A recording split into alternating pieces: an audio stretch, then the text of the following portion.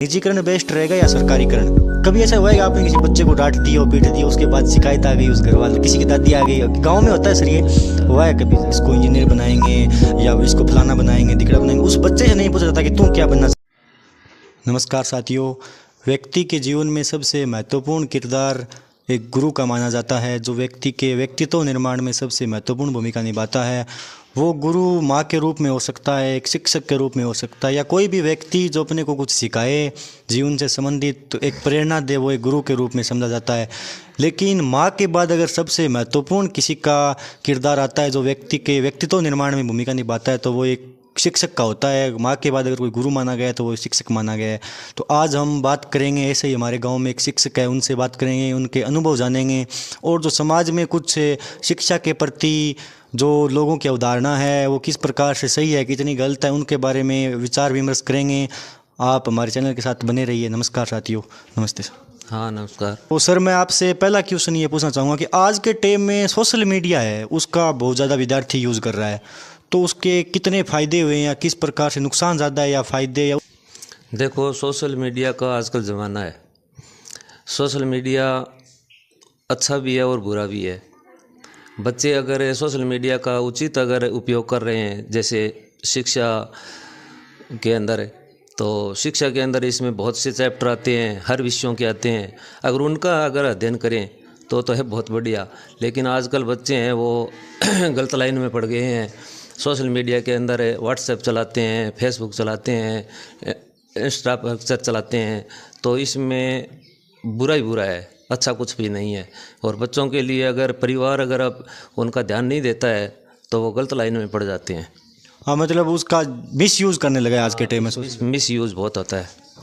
एक सर, जो समाज है आज का, वो मतलब शिक्षा को इस प्रकार से देखता है कि जो व्यक्ति नौकरी लग गया वो व्यक्ति शिक्षित है। समाज उसको इस दृष्टि से देखता है, और जो व्यक्ति नौकरी में असफल हो गया उसको सोचता है वो जीवन में ही असफल हो गया।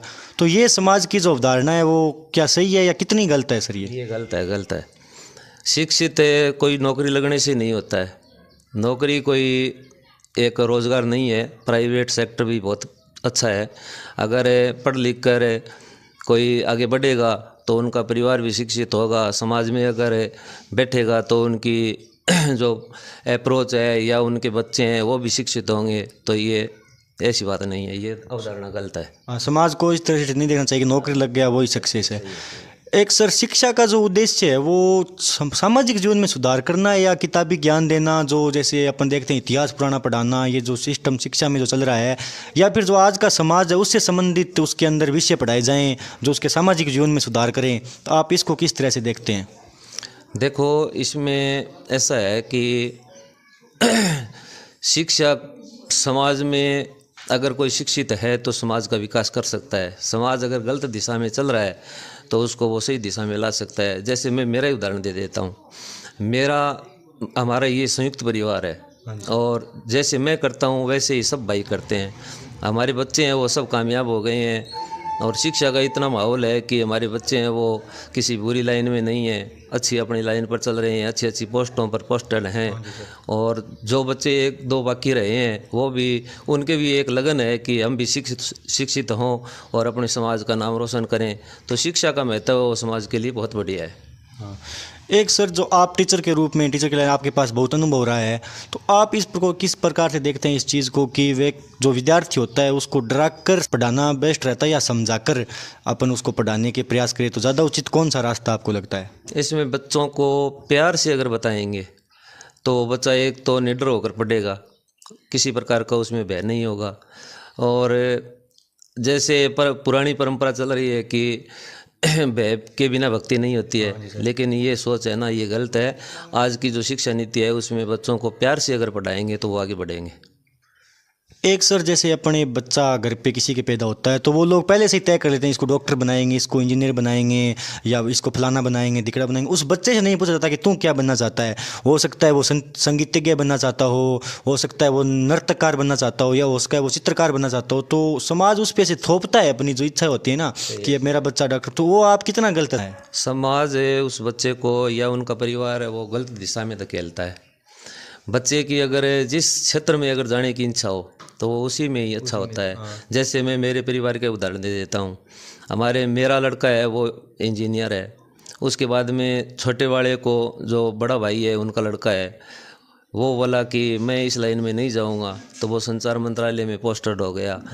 तीसरा जो सुभाष है वो बोला मैं कि डॉक्टरी लाइन में जाऊंगा, और एक है वो कहता है कि मैं रेलवे में या अन्य बैंक में जाऊंगा।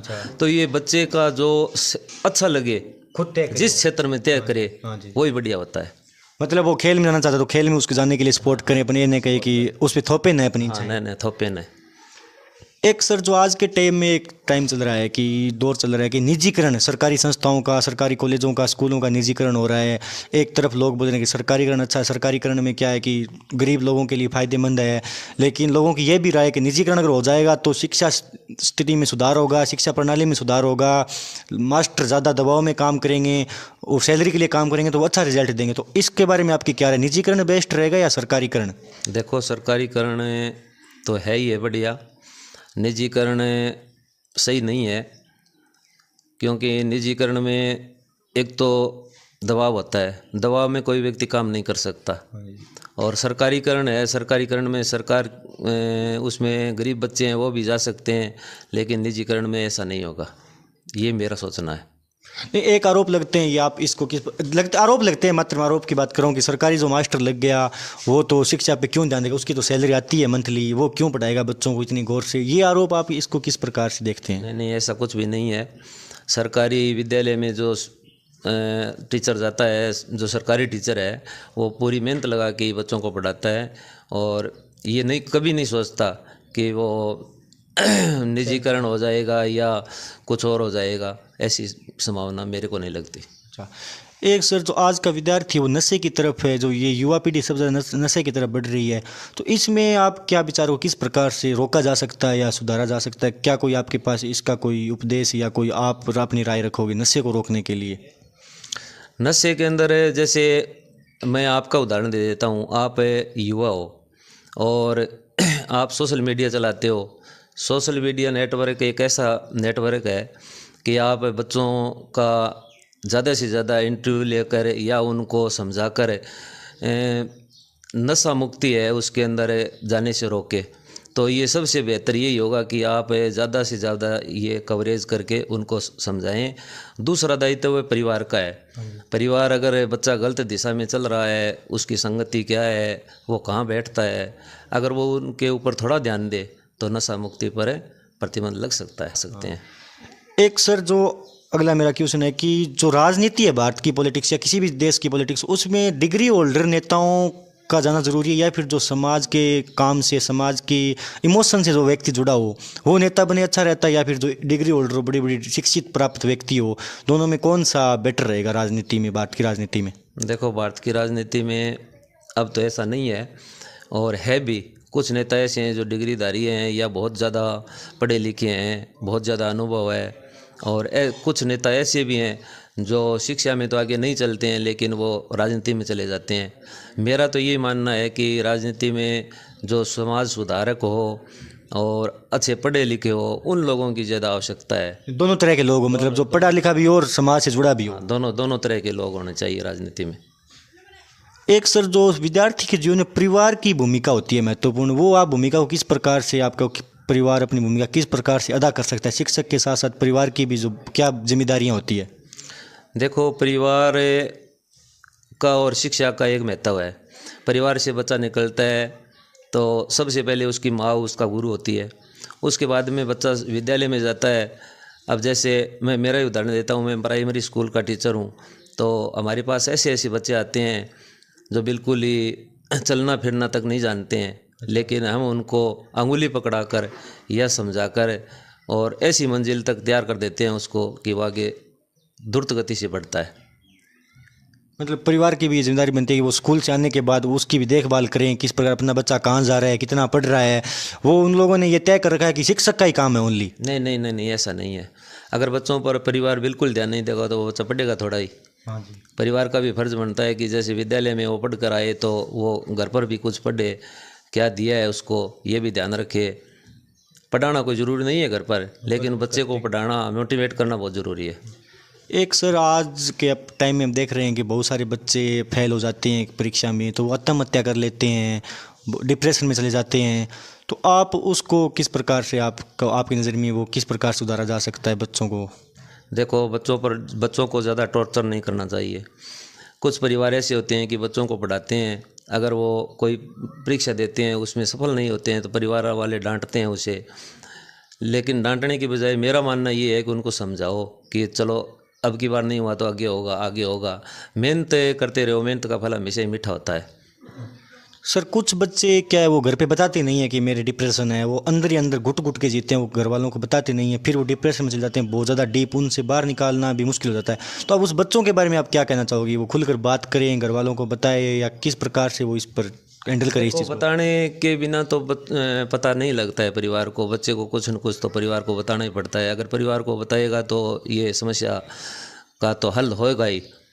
बच्चे को बताना चाहिए परिवार को, फिर परिवार को उस बच्चे को हैंडल करना हाँ, समझाना चाहिए। एक सर आपका अनुभव रहा है, कब आप 92 से आप नौकरी कर रहे हैं, नौकरी में है, तो सर कभी ऐसा हुआ है कि आपने किसी बच्चे को डांट दिया और पीट दिया, उसके बाद शिकायत आ गई उस घर वालों से कि सर आपने हमारे बच्चे को क्यों पीटा, हमारे बच्चे की गलती नहीं है, आप कैसे मार सकते हो हमारे बच्चे? इस प्रकार से हुआ है? किसी की दादी आ गई? गाँव में होता है सर, ये हुआ है कभी सर? होता है। देखो, ऐसा अब भी चलता है और पहले भी चलता था। जो परिवार में बच्चा, कोई लाडला बच्चा है, जैसे एक ही बच्चा है, तो उनका उलाहना तो अब भी आता है और पहले भी आता था।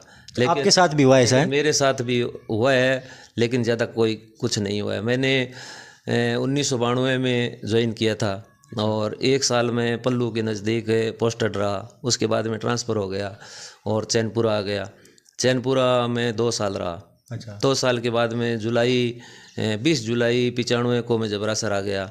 यहाँ बालिका विद्यालय में मैं अकेला ही टीचर था और 2000 आप सब बच्चों को अकेले पढ़ाते? 2016 तक मैं यहीं रहा और उसके बाद में 6D के अंदर में पंडुसर चला गया। लेकिन मेरे ऐसा कभी नहीं हुआ कि गांव वाले आ गए, उलाहना दे दिया। मेरे पास बच्चे भी बहुत होते थे, 350 बच्चे होते थे। आप अकेले हैंडल करते थे? सिर्फ अकेला मैं हैंडल करता था बच्चों को और बड़ा प्यार से उनको पढ़ाता था। आपने फिर तपस्या तो इस चीज़ में बहुत किया, आपका ऐसे तो होता है? बच्चे बड़े बड़े खुश रहते थे मेरे पास। हाँ सर, वो तो है। हम गांव में ऐसे जिक्र होता था कि सीताराम गुरुजी वाले स्कूल में जा रहे हैं, ऐसा अब ये भरम दूर हुआ है गाँव वालों का। पहले प्रताप जी वाला स्कूल, सीताराम जी का स्कूल और वो बड़ा स्कूल, हाँ, सीनियर स्कूल को बड़ा स्कूल बोलते थे। उनको कई लोगों को तो यही पता नहीं था, क्योंकि उस समय जब हमें यहाँ बालिका विद्यालय लगाते थे तो हरिजन चौपाल में लगाते थे। अच्छा। और हमारे रजिस्टर हैं वो हमारे हाथ में रखते थे, बैठने के लिए कुर्सी नहीं थी, ये पोजीशन होती थी। गाँव वाले कई तो ऐसा पूछते थे कि आप सरकारी कब लगोगे? अच्छा, उनको पता नहीं था कि हम सरकारी हैं या प्राइवेट हैं। ये ऐसा प्रश्न करते थे वो। सर आपका विद्यार्थी, आप पहले शिक्षक से पहले कोई आदमी विद्यार्थी रहता है, विद्यार्थी जीवन से लेके अब तक का आपका कैसा सफ़र रहा? और आप शिक्षा में जीवन में रिटायर होने के बाद आपके आगे का क्या मतलब है कि एम है कि अपन क्या करें? देखो, बचपन में तो ऐसा कुछ भी नहीं था। गांव में ही पढ़ाई की। उसके बाद में यहाँ नज़दीक कोई स्कूल नहीं था, तो उसके बाद में मैं छानी चला गया।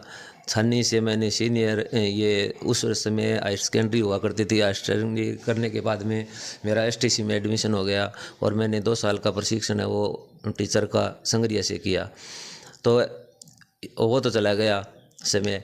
उसके बाद में मैं सर्विस में आ गया और मेरा हमेशा ये प्रयास रहा है कि मैं समाज से जुड़ूं और समाज में जो बुराइयां हैं, हाँ, कुरीतियां हैं, उनको मैं दूर करूं। और मेरा आज भी यही विचार है कि मैं रिटायरमेंट के बाद में समाज सेवा ही करूँगा। सर आपका बचपन से ही एम था कि मैं टीचर बनूँगा? नहीं, उस समय तो ऐसा नहीं था, लेकिन साथ वाले जब टीचर बन गए तो मेरा भी ये सोच हो गई, मेरी भी सोच हो गई कि मैं भी टीचर बनूँ। एक समाज में धारणा है कि टीचर की नौकरी सबसे अच्छी होती है, उसमें बढ़िया इज्जत मिलती है, बढ़िया काम है, तो उसके अंदर मुश्किलें भी बहुत आती है, होता है। देखो, ऐसा सोचना गलत है। टीचर की इज्जत है, ऐसी कोई भी सर्विस में इज्जत नहीं है। अगर कलेक्टर भी लग जाओगे तो टीचर के तो पैर लगेंगे, समझा ना? तो ऐसी बात नहीं है, कोई समस्या नहीं आती है, मेरे विचार में नहीं आती है। और नहीं, मतलब बच्चे अलग अलग प्रकार के बच्चे आते हैं, उनको हैंडल करना, वो टीचर की जॉब भी ऐसे मुश्किल तो होती है, इतनी सरल तो नहीं जितने लोग देखते हैं कि टीचर को क्या करना, पढ़ाना पड़ता है बस ओनली। नहीं नहीं, ऐसा नहीं है, हाँ। सोच गलत है ये। चलो धन्यवाद सर, आपने अपना कीमती समय दिया हमको। बहुत बहुत धन्यवाद आपको और सुनने वालों को भी धन्यवाद।